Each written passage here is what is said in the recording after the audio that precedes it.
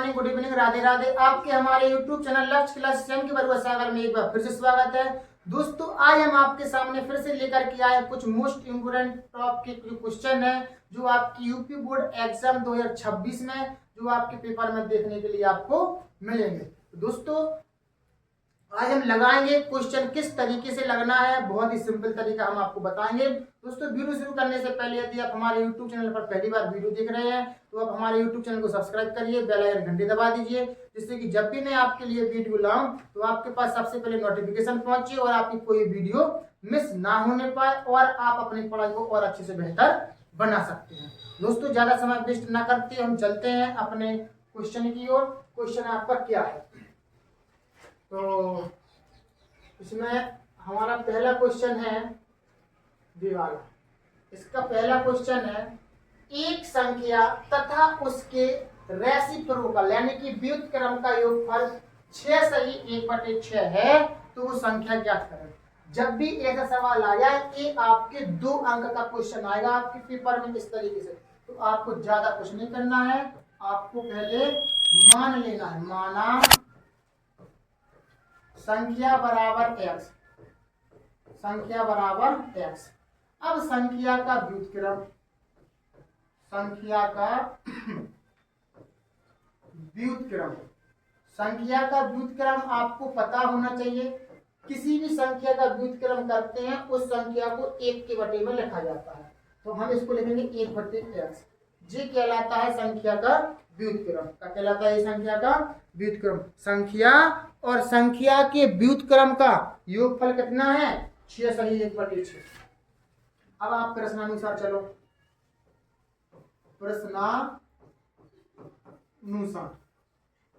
प्रश्नानुसार क्या है?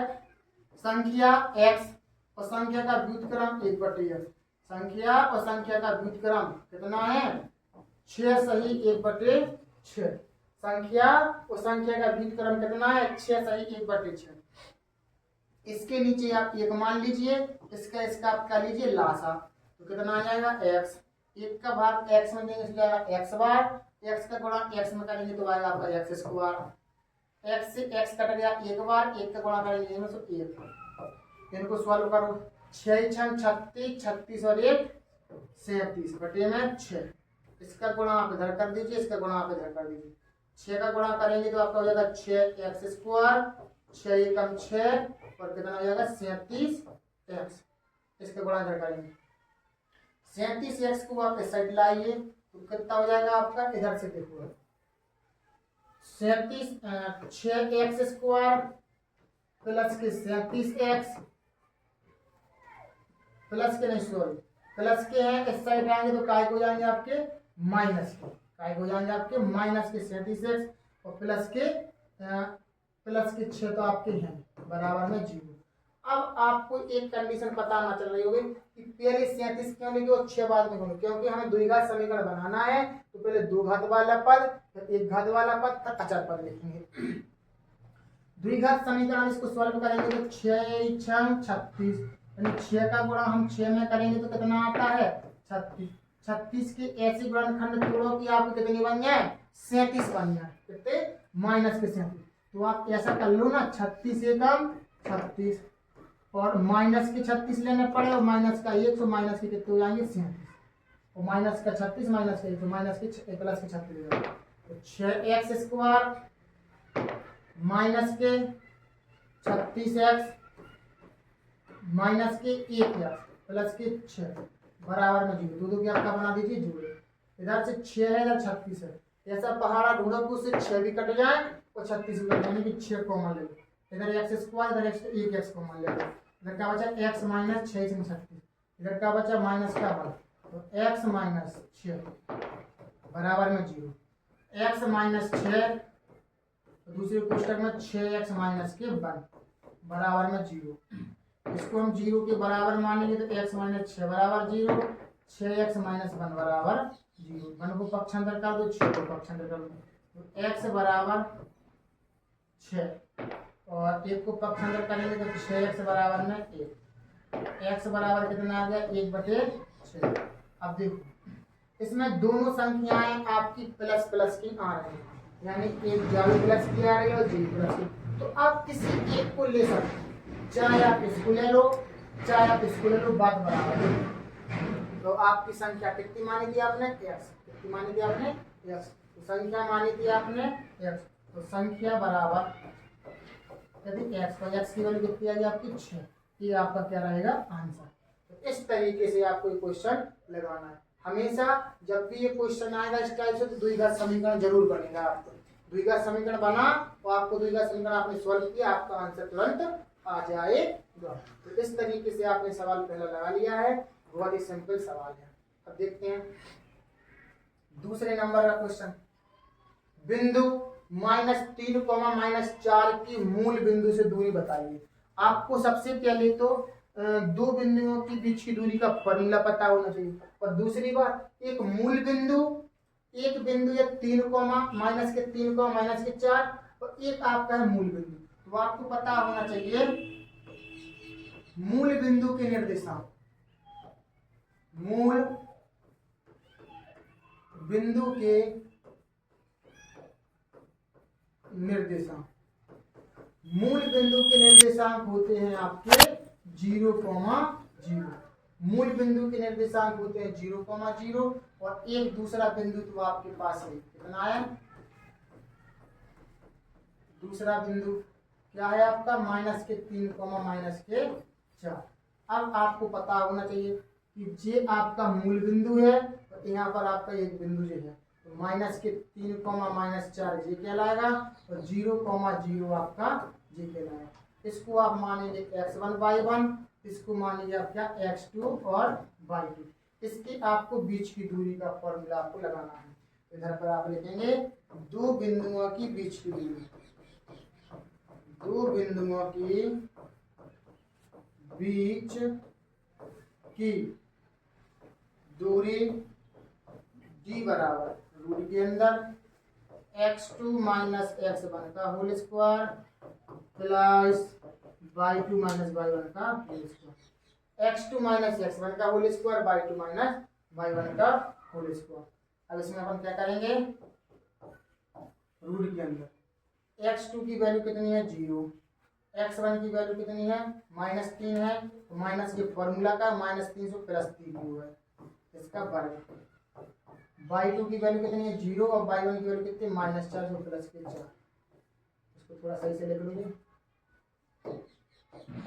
+4 का वर्ग।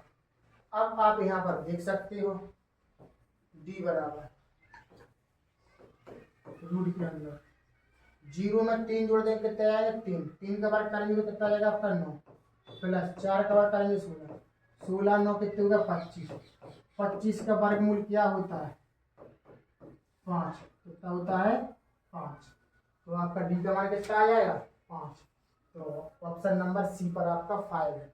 तो ये दो बिंदुओं के बीच की दूरी का फॉर्मूला आपको पता होना चाहिए, और ये सवाल आपको आना चाहिए। कभी कभार तो यहाँ पर दो बिंदुओं के बीच की दूरी, मतलब दो बिंदु दे ही देंगे तो दूरी निकालना पड़ेगा, या फिर दो बिंदुओं में से कहीं पर पी लिख देंगे, फिर कहेंगे दो बिंदुओं के बीच की दूरी कितनी है, तो पी का मान निकालेंगे। तो इस फॉर्मूले के आधार पर ये क्वेश्चन बड़ा मोस्ट है। इस फॉर्मूला यानी कि दो बिंदुओं के बीच की दूरी बड़ा मोस्ट है। इस पर आपको 101% एक क्वेश्चन जरूर देखने के लिए पेपर में मिलेगा। तो क्वेश्चन नंबर आपने सेकंड लगा लिया है। अब हम देखते हैं क्वेश्चन नंबर थर्ड। देखो क्वेश्चन नंबर ए आपका कौन सा है? थर्ड नंबर का। कौन सा है दोस्तों? थर्ड नंबर का आपका एक क्वेश्चन है।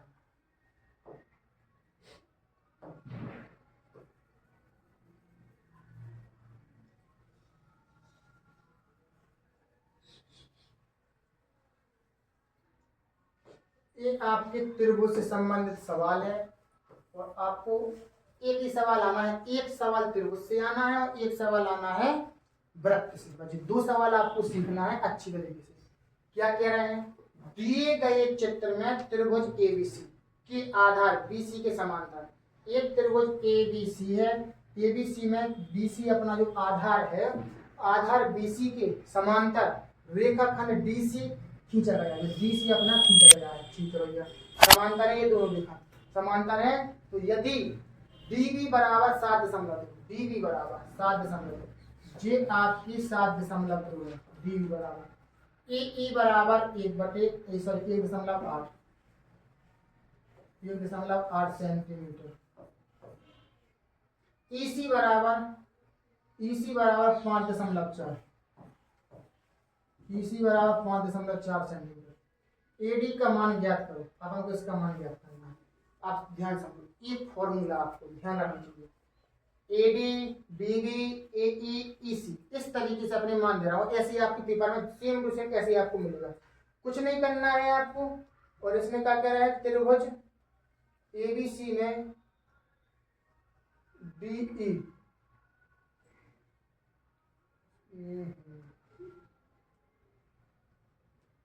दोस्तों ये अपना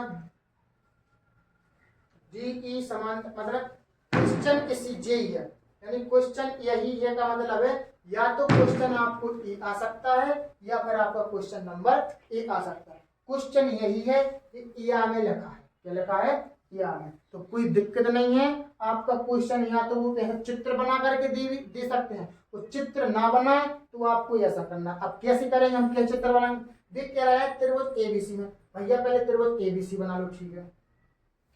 DE जो समांतर का निशान होता है, DE समांतर है BC के, तो BC के समांतर एक रेखा खींचो, कहीं पर DE रेखा हमने खींच दी।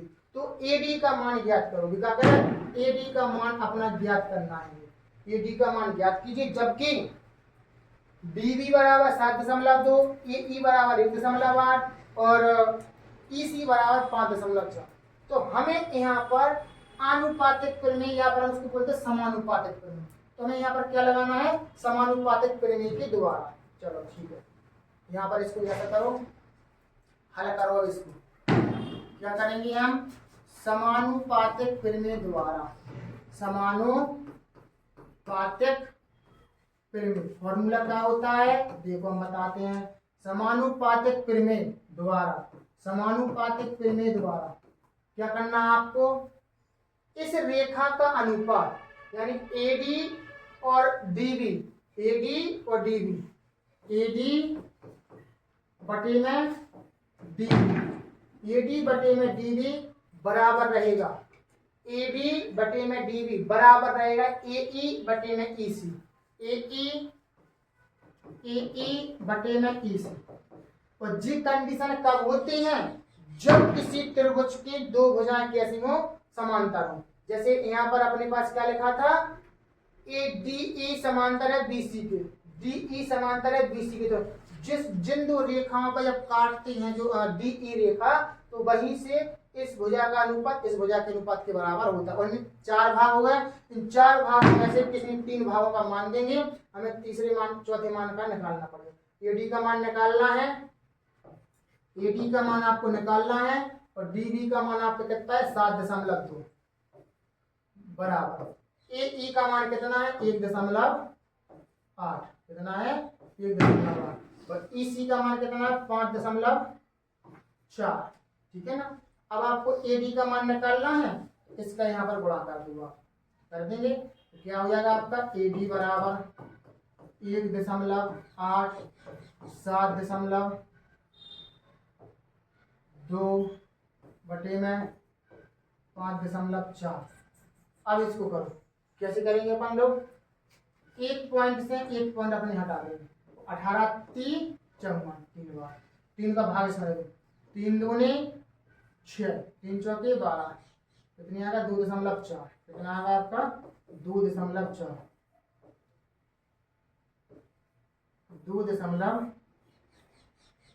ये आपका आंसर रहेगा। देखो आंसर मैच कर रहा कि नहीं, 2.4 आ रहा कि नहीं आ रहा, हाँ आ रहा है। 2.4 कहाँ आ रहा आपका, ऑप्शन नंबर सी पर। तो इस टाइप से दोस्तों त्रिभुज से संबंधित सवाल आएगा, तो इसी प्रमेय के आधार पर आया, अनुपातिक प्रमेय बोलते हैं इसको, हम यहाँ पर समानुपातिक हम इस प्रमेय को बोलते हैं, यानी कि एक भुजा का अनुपात दूसरी भुजा के अनुपात के बराबर होता है। तो यहाँ पर 4 भाग, 1 2 3 4 भाग में किसी 3 का मान देंगे, चौथे का मान आपको निकालना पड़ेगा। तो बहुत ही सिंपल सवाल है, कोई ज्यादा कठिन आपका सवाल नहीं है। तो कौन से नंबर का सवाल था आपका, तीसरे नंबर का। अब आपको कौन सा लगाना है, चौथे नंबर का क्वेश्चन। कौन से दोस्तों, देखो चौथे नंबर का क्वेश्चन, ये वाला सवाल हमने आपको कम से कम 100 बार लगवा दिया। ये सवाल कैसे, 8 tan a बराबर 15, तो sin a का मान करते हैं, कोई दिक्कत नहीं है। 8 को इसके नीचे लाओ, तो आप क्या करेंगे, tan a बराबर 15/8। अब 15/8 आ गए। अब आपको क्या करना है, tan थीटा का फॉर्मूला क्या होता है, लाल बटे कक्का से आप निकाल लो, लाल बटे कक्का। तो tan थीटा बराबर होता है लंब बटे आधार, तो लंब जो है आधार जो है, तो लंब का मान 15, आधार का मान 8। एक त्रिभुज बना दीजिए आप इस तरीके से, त्रिभुज थीटा का मान किधर मानिए, ए, क्या मानिए, ए पर, थीटा का मान ए मानिए, ए इधर हो गया बी, इधर हो गया सी। तो लंब का मान कितना है 15, आधार का मान कितना है 8, कितना है, आपको कर्ण का मान बताना है। इधर पर अपन लिख देंगे त्रिभुज ABC में, त्रिभुज ABC में पाइथागोरस प्रमेय द्वारा, के द्वारा, पाइथागोरस प्रमेय द्वारा, पाइथागोरस प्रमेय द्वारा क्या होती पाइथागोरस प्रमेय, कर्ण का वर्ग बराबर लंब का वर्ग प्लस में आधार का वर्ग। कर्ण का है आपका AB का वर्ग, लंब का मान का है BC का वर्ग, आधार का है AC का वर्ग। अब इधर से देखो मान रखना है, AB का मान कितना है निकालना है आपको, AB का वर्ग बराबर BC का मान कितना है 5, 5 का वर्ग प्लस में 8 का वर्ग, 5 25, 8 टंया 64, 5 4 9, 6 से 7 8 बराबर AB बराबर AB का वर्ग, वर्ग हटाएंगे तो इस पर क्या आ जाएगा आपका रूट आ जाएगा, क्या आ जाएगा आपका रूट आ जाएगा। तो आपका क्या है जी, AB की वैल्यू निकल आई है, एक रूट के अंदर 89। अब जरूरी नहीं है कि आपका ये कि आपके कोई मतलब वर्गमूल ये निकल ही आए। तो इस तरीके से यहाँ पर 15 है, 5 नहीं है, 15 का वर्ग कितना होता है आपका 225, कितना होता है आपका 225, 15 का वर्ग 225। अब इनको जोड़ेंगे 5 4 9, 6 7 8 और 209। हाँ अब ये वर्गमूल बन जाएगा, कितने का होता है वर्गमूल 17 का। तो इस तरीके से आपको AB की वैल्यू निकालनी है, AB यानी कि जी आपकी कितनी निकले 17, जितना निकल। अब मान किसका चाहिए आपको, साइन A का, साइन A, तो साइन थीटा बराबर का होता है फॉर्मूला लंब बटे कर्ण। लंब की वैल्यू कितनी है आपकी 15 है और कर्ण की वैल्यू कितनी है 17, तो आपकी 15/17 ये आपका आंसर रहेगा। तो ये क्वेश्चन जरूर पेपर में 101% आपका मिलेगा आपको। तो इस तरीके से आपने चौथे नंबर का क्वेश्चन लगा लिया है, बहुत ही अच्छे से समझाया आपने। दोस्तों यदि आपने अभी तक हमारी वीडियो को लाइक ना किया हो तो इसको लाइक जरूर कर लीजिएगा। अब देखते हैं 5वें नंबर का क्वेश्चन क्या कह रहे हैं वो, 10 सेंटीमीटर त्रिज्या वाले एक वृत्त के बिंदु P पर स्पर्श रेखा PQ। पहले तो यहाँ पर देखो चित्र बनाओ, ये आपका वृत्त है, क्या है आपका वृत्त। तो 10 सेंटीमीटर की त्रिज्या है, त्रिज्या कितनी है इसकी, केंद्र से परिधि तक की दूरी क्या कहलाती है त्रिज्या। कितनी सेंटीमीटर की है 10 सेंटीमीटर की है, ये आपकी त्रिज्या हो गई। अब वे क्या कह रहे हैं, 10 सेंटीमीटर त्रिज्या वाले एक वृत्त के बिंदु P पर स्पर्श रेखा PQ केंद्र O से जाने वाली रेखा से Q पर इस प्रकार मिलती है कि OQ बराबर 12, तो PQ की लंबाई बताओ, क्या बताओ आपने PQ की लंबाई। तो इधर पर पहले एक स्पर्श रेखा ऐसे खींच दो, और यहाँ से एक रेखा ऐसी खींचो। जी इधर पर अपने पास क्या है, ओ है, जो कार्य का एक वृत्त के बिंदु P पर स्पर्श करें। जो स्पर्श बिंदु का है P है, जो स्पर्श बिंदु P है, जो क्या हुआ अपने पास Q हो गया है, क्या हुआ अपने पास Q हो गया। तो PQ केंद्र O से जाने वाली रेखा एक रेखा से बिंदु O पर इस प्रकार मिलती है कि OQ का मान कितना है आपका 12 है।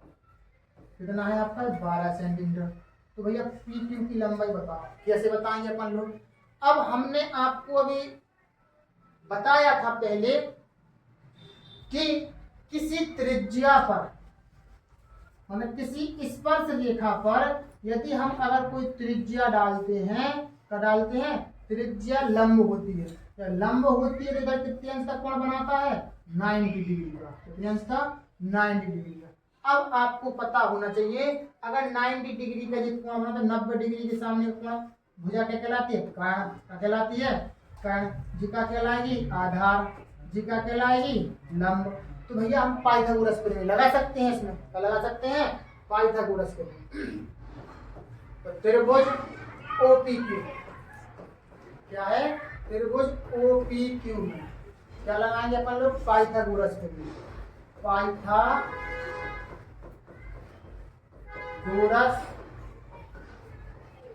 प्रमेय द्वारा, पाइथागोरस प्रमेय द्वारा, क्या, पाइथागोरस प्रमेय द्वारा क्या होता है आपका, कर्ण का वर्ग बराबर लंब का वर्ग प्लस में आधार का वर्ग। कर्ण का वर्ग बराबर लंब का वर्ग प्लस आधार का वर्ग। कर्ण कितना है आपका 12 है, लंब कितना है निकालना है यानी PQ की वैल्यू।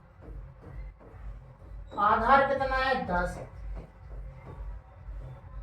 12 का वर्ग होता है आपका 144,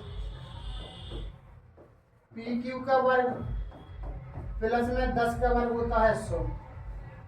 100 को इस साइड पक्षांतर करेंगे, 144 माइनस 100 वर्ग PQ का कितने बचे आपके 44, वर्ग हटाएंगे तो कितना आ जाएगा आपका रूट, कितना आ जाएगा आपका रूट। अब रूट 44 का वर्गमूल आपका निकलता नहीं है, रूट 44 का आपका वर्गमूल निकलता नहीं है। तो आप PQ की लंबाई या तो रूट 44 लिख दें या फिर जब आप इसका वर्गमूल निकालें तो वो पॉइंट में आंसर निकलेगा अपना। क्या निकलेगा आपका, पॉइंट में आंसर निकलेगा ये आपका।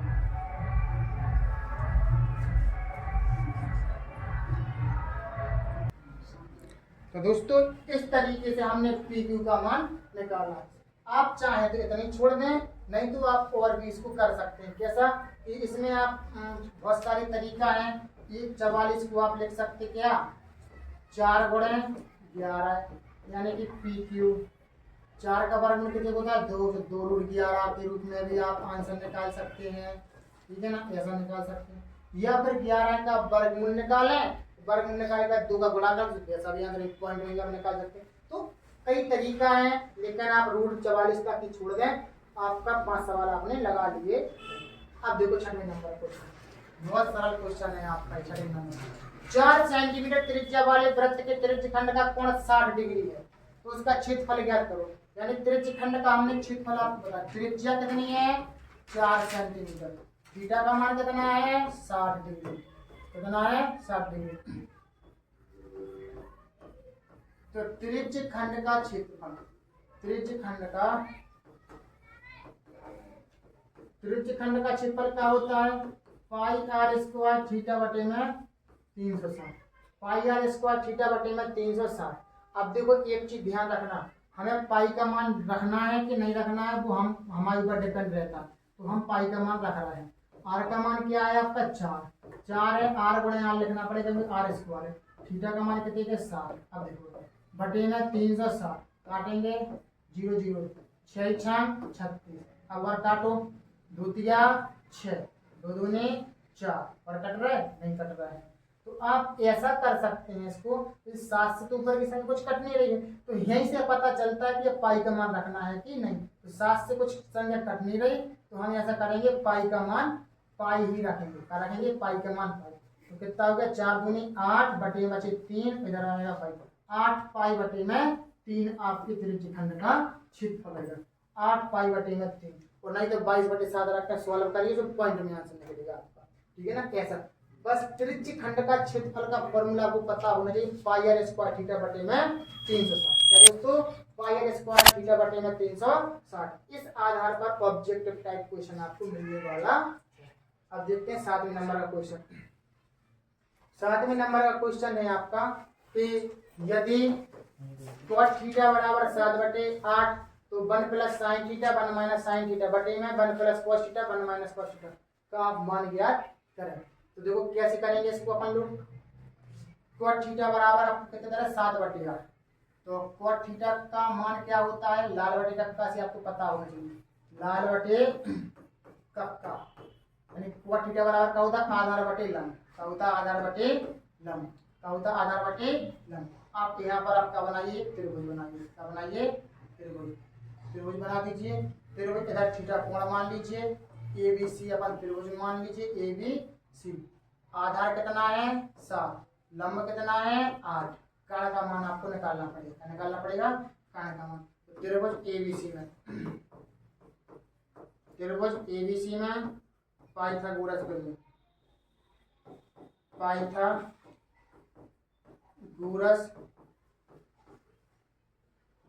प्रमेय क्या होता है, कर्ण का वर्ग बराबर लंब का वर्ग प्लस में आधार का वर्ग।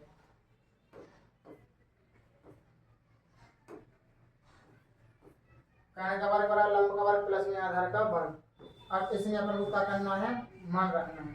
कर्ण की वैल्यू कितनी है आपको निकालना है, यानी कि AC का वर्ग बराबर लंब का वर्ग कितना है 8, आधार का वर्ग कितना है 7, 8 64, 7 7 49, 9 4 3 कितने 1 6 4 10 और 1 11 बराबर AC का वर्ग।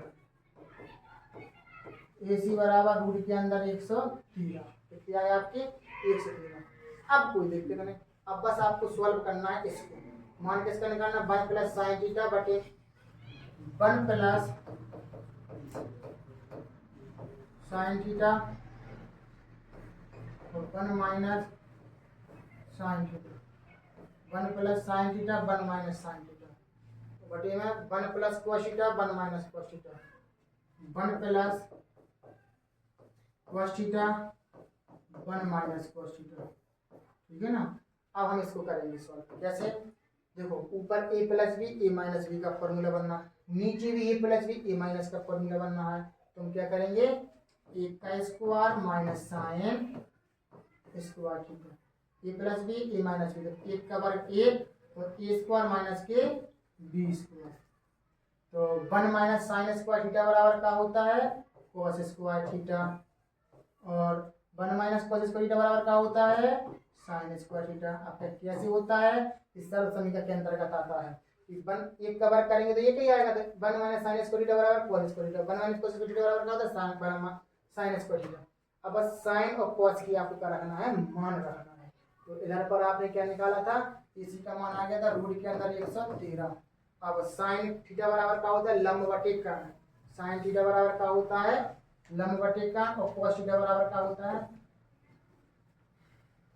कॉस का मान रखने के लिए कॉस थीटा बराबर क्या होता है आधार बटे कर्ण, आधार का मान कितना है 7 और बटे में कर्ण 7 बटे में रूट के अंदर 113, इसका बटे, तो इसका आपको क्या करना पड़ेगा वर्ग, क्यों कॉस पर वर्ग चढ़ा। साइन थीटा बराबर क्या होता है लंब बटे कर्ण, लंब का मान कितना है आपका, लंब का मान है 8 और कर्ण का मान है रूट 113, तो 8 बटे इधर करो 8 बटे रूट के अंदर 113, इसका वर्ग बराबर 7 का वर्ग करो तो 49, 113 का वर्ग करो तो 113 जाएगा, मतलब वर्ग से रूट कट जाएगा 113 और 7 का वर्ग 49, 8 का वर्ग 64 और 113 का वर्ग करेंगे तो 113, इसका गुणा इधर करो इसका गुणा इधर करो, तो क्या आ जाएगा आपका 49 गुणे 113 बटे में 64 गुणे 113, 113 से 113 कट गया, क्या बची आपकी 49 बटे 64। एक आपका क्या निकलेगा आंसर निकलेगा। निकलेगा आपका ये आंसर 49/64। बस साइन और कॉस की आप चाहें तो ये अगर यहाँ पर नहीं पता चल रहा आपको काय का बनना फॉर्मूला, तो अब यहाँ साइन थीटा का cos थीटा मान रखकर भरने जरूर सॉल्व करने पड़ेगा, तो थोड़ी सॉल्व बढ़ जाएगी। इधर पर हमें डायरेक्ट त्रिभुज की मान त्रिभुज तीनों भुजाएं निकालनी, ABC और AC की भुजाएं निकाल करके जिसका मान निकालना है उसी को हमने पहले सॉल्व कर लिया फॉर्मूला के रूप में। फिर साइन थीटा cos थीटा बन गए, cos का मान रख दिया, साइन का मान रख दिया, सॉल्व कर दिया, आपका 49/64 आपका क्या आ गया है आंसर। तो कौन सवाल था ये आपका सवाल है 7 नंबर का क्वेश्चन था दोस्तों, 7 नंबर का। अब देखते हैं 8 नंबर का क्वेश्चन। 8 नंबर का क्वेश्चन, मैदान में खड़ी एक कार का 75 मीटर ऊंचे मीनार से अवनमन था। मैदान में खड़ी एक कार है, कार का 75 मीटर ऊंचे मीनार से अवनमन था। 75 मीटर ऊंची पहले क्या बनाना होगा मीनार, जितना हो गया अपने 75 मीटर ऊंची कार है अपने पास मीनार हुई, जे आपकी कार पृथ्वी है 75 मीटर ऊंची मीनार हुई। मीनार से अवनमन कोण 30 अंश का है। मीनार से मीनार के आधार, मीनार का आधार क्या है अपने पास, मीनार के आधार से कार की दूरी, इधर पर अपने पास क्या खड़ी है कार खड़ी है, कहाँ पर खड़ी इधर पर खड़ी, इधर पर अपने पास एक कार खड़ी है, तो इसका अवनमन कोण कार का और इस मीनार का अवनमन कोण कहाँ बनता है इधर ऊपर, कितने अंश का कह रहा है वो 30 अंश का कह रहा है, कितने अंश का कह रहा है 30 अंश का। कार का अवनमन कोण कितना है 30 अंश का। अब हमने ये बताया था अगर जे 30 का है तो भैया जे भी 30 का रहता है, क्यों रहता है, जब भी आपका ऐसा जेड बनता है तो जी आपके पास क्या कहलाता है एकांतर कोण होते हैं, तो एकांतर कोण आपके कैसे होते हैं हमेशा बराबर होते हैं। अवनमन कोण ऊपर बनता है, उन्नयन कोण कहाँ बनता है नीचे, तो अवनमन कोण इधर बन रहा है तो इधर बना है, तो ए बी सी, तो आपको जी वाली दूरी ज्ञात करना है यानी कि BC की। तो अब आपको पता है क्या लेना पड़ेगा, tan थीटा लेना पड़ेगा, ABC tan थीटा बराबर लंब बटे आधार, थीटा का मान कितना है 30 अंश, कितना है 30 अंश, लंब का मान कितना है 75 मीटर, कितना है 75 मीटर, आधार का मान कितना है D यानी कि BC, कितना है BC। अब इसका तो मान निकालना है, तो tan 30 अंश का मान कितना होता है 1/√3 बराबर में 75 BC, 75/BC, इसका गुणा इधर कर दो, इसका गुणा इधर कर दो, तो BC बराबर कितना आएगा 75√3, ये आपका क्या कहलाएगा आंसर कहलाएगा।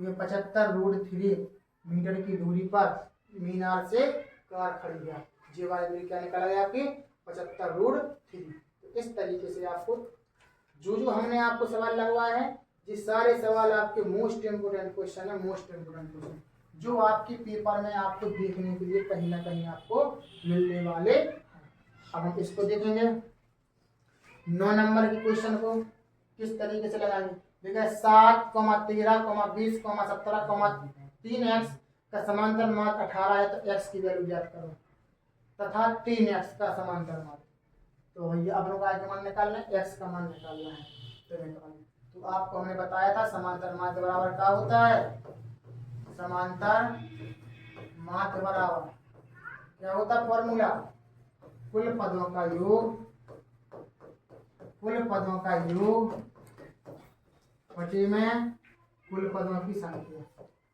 कुल पदों का योग बटे में कुल पदों की संख्या, कुल पदों का योग बटे में कुल पदों की संख्या, बस लगा दो। समांतर माध्य कितना है 18, ये 18 को समांतर माध्य की जगह पर कुल पदों का योग मतलब 7 + 13 + 20 + 17 + 3x बटे में 1 2 3 4 5 संख्या है तो 5 का गुणा 18 गुणा करोगे 18 पंचे 90 बराबर, देखो जोड़ो कैसे जोड़ेंगे, x वाला पद नहीं जोड़ते, x वाले पद को सीधे डायरेक्ट 3x, अब जोड़ो 17 और 13, 7 3 10 यानी कि 20, 30 40 50 50 7 57, कितने हो गए 57, 57 को इसे पक्षांतर कर दूं 90 - 57 बराबर 3x, 10 में से 7 का कितने बचे आपके, 10 में से 7 का बचे 3 और इधर बचे 8 में से 5 का बचे 3 बराबर में 3x, 3 से काटेंगे 3 निकम 3 3 निकम 3 11 बराबर x, x की वैल्यू आपकी कितनी आ गई, x की वैल्यू आ गई आपकी 11 है। तो कुल पदों का योग बटे में कुल पदों की संख्या से संबंधित आपका इस समांतर माध्य का फॉर्मूला के आधार पर जरूर आपका क्या आएगा ये क्वेश्चन। दोस्तों यदि आपने वीडियो को लाइक ना की हो तो लाइक जरूर करिएगा। अब देखते हैं लास्ट क्वेश्चन है आपका 10 नंबर का। लास्ट क्वेश्चन है आपका कि एक ठोस घनाभ जिसकी विमाएं 9 सेंटीमीटर, 11 सेंटीमीटर, 12 सेंटीमीटर है, एक ठोस घनाभ है से 3 सेंटीमीटर व्यास वाली कितनी गोलियां बनाई जा सकती है। गोलियां मतलब गोला, उसका व्यास कितना रहेगा 3 सेंटीमीटर। तो अब जैसे मान लो इधर पर अपने पास क्या है घनाभ है, हम छोटे से बना रहे हैं घनाभ, ये आपका घनाभ है। इस घनाभ की आपकी क्या है लंबाई कितनी दे रहा है, लंबाई, चौड़ाई, ऊंचाई। अब देखो पता कैसे चलेगी कौन सी भुजा क्या है। जो सबसे बड़ी भुजा होती है वो क्या कहलाती है लंबाई, और जो उससे छोटी होती है वो क्या कहलाती है चौड़ाई, और जो सबसे छोटी होती है वो क्या कहलाती है ऊंचाई। तो यार ऊंचाई हो गई, तो लंबाई, चौड़ाई, ऊंचाई तो आ गई। अब भी कह रहे हैं इसको हमें पिघलाने हैं, तो इसको पिघला करके हम 3 सेंटीमीटर व्यास वाली कितनी गोलियां बनाई जा सकती है। तो बराबर में हमें ऐसी छोटी सी गोली बनानी है। अब भी कह रहे हैं इसका व्यास कितना दे रहा है अपन को, व्यास जो केंद्र होगा 3 सेंटीमीटर का व्यास है। जब व्यास दे रहा है तो व्यास से हम क्या निकाल लें त्रिज्या, तो 2r बराबर 3, r बराबर कितना हो जाएगा 3/2। जी आपके पास क्या है त्रिज्या है। तो कितनी गोलियां बनाते हैं वो हम बता रहे हैं आपको। एल का मान यहाँ पर अपने पास कितना आ गया 12, चौड़ाई का मान कितना आ गया 11 सेंटीमीटर, ये सारे सेंटीमीटर में है अपने पास, और ऊंचाई कितनी है 9 सेंटीमीटर। तो मतलब इस घनाभ का आयतन बराबर रहेगा इन गोलियों के आयतन के। अब अगर कितनी गोलियां बना रहे हैं तो कितनी गोली बना रहे हैं वो देखो दिखा रहा है हम कितनी गोली। तो पहले घनाभ का आयतन इधर पर रहेगा अपने पास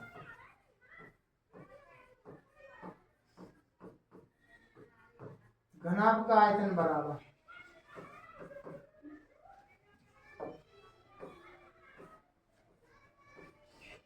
घनाभ का आयतन बराबर एक गोली का आयतन, एक गोली का आयतन गुणा में कितनी गोलियां बन रही n गोलियां, n मान लो या फिर p मान लो, n मतलब नंबर, कितनी नंबर की गोली बन रही। तो घनाभ का आयतन क्या होता है सबको पता होना चाहिए, क्या होता है लंबाई गुणा चौड़ाई गुणा ऊंचाई। और एक गोली का आयतन, गोली मतलब क्या है हमने गोला तो पढ़ा है, गोली थोड़ी पढ़ाई है। तो ये चाहे गोला कह लो चाहे गोली, बड़ा बना दो सो गोला हो या छोटी बना दो सो गोली। आयतन अपन उसी फॉर्मूला से निकाले कैसे 4/3 pi r cube, 4/3 pi r cube, बस मान रखना है। एल का मान कितना है आपका 12 है, बी का मान कितना है 11 है, एच का मान कितना है 9 बराबर 4/3, पाई का मान 22/7, आर का मान कितना निकाला था 3/2, 3/2 क्यों आ रहा है क्योंकि आर पर कितनी घात है 3 बार हमें लिखना पड़ेगा, 3 बार लिखना पड़ेगा। तो हम काट देंगे कैसे 2 दूने 4 कट गए, 2 से काट लेंगे तो कितनी बार 11 बार, 3 से 1 3 कट गई अपने पास। अब 3 त्रिका 9, तो 9 से 9 कट गए, 11 से 11। अब देखो इधर ऊपर नीचे कटेंगे तो इधर अगर बराबर में देंगे तो ऊपर ऊपर की संख्या देखना पड़ेगा, ठीक है ना। तो इस 7 बचा, ये 7 का इधर गुणा कर देंगे ऊपर, तो 7 का गुणा 12 करेंगे तो 12 7 84, बराबर में क्या बचा इधर पर n था, क्या था इधर पर n, क्या था इधर पर n। तो भैया n गोलियां बनी थी, यानी कितनी थी वो 84 गोलियां थी। कितनी गोलियां बनी नहीं 84। अगर हम इस घनाभ को गला देंगे और इतनी त्रिज्या अगर इतने 3 सेंटीमीटर व्यास के अगर हम गोली बनाएंगे तो वो गोली बनेगी आप कितनी 84 गोली बनेगी। कितनी गोली बनेगी आपके 84। तो इस तरीके से आपने कितने सवाल लगा लिए आज 10 सवाल आपने लगा लिए हैं। अब सवाल नहीं है इसमें, तो 10 क्वेश्चन दोस्तों जो आपके बड़े मोस्ट इम्पोर्टेंट क्वेश्चन थे दोस्तों, तो आपने वो क्वेश्चन लगाए हैं। दोस्तों हम आशा करते हैं कि आपको बहुत अच्छे से क्वेश्चन समझ में आए होंगे और यही क्वेश्चन आपकी यूपी बोर्ड एग्जाम 2026 में आपके क्वेश्चन पेपर में जरूर आपको देखने के लिए मिलेंगे, इसलिए आप इनको अच्छे से पढ़िए और समझिए। दोस्तों आज की वीडियो आपको कैसी लगी, अच्छी लगी हो तो वीडियो को लाइक शेयर कमेंट करिएगा और यदि आपने अभी तक हमारे YouTube चैनल को सब्सक्राइब ना किया हो तो सब्सक्राइब करिए और बेल आइकन घंटी दबा दीजिए, जिससे कि जब भी मैं आपके लिए वीडियो लाऊं तो आपके पास सबसे पहले नोटिफिकेशन पहुंचे और आपकी कोई वीडियो मिस ना होने पाए और आप अपनी पढ़ाई को और अच्छे से बेहतर बना सकते हैं। इसी तरीके से बने रहिए हमारे साथ लक्ष्य क्लास के साथ।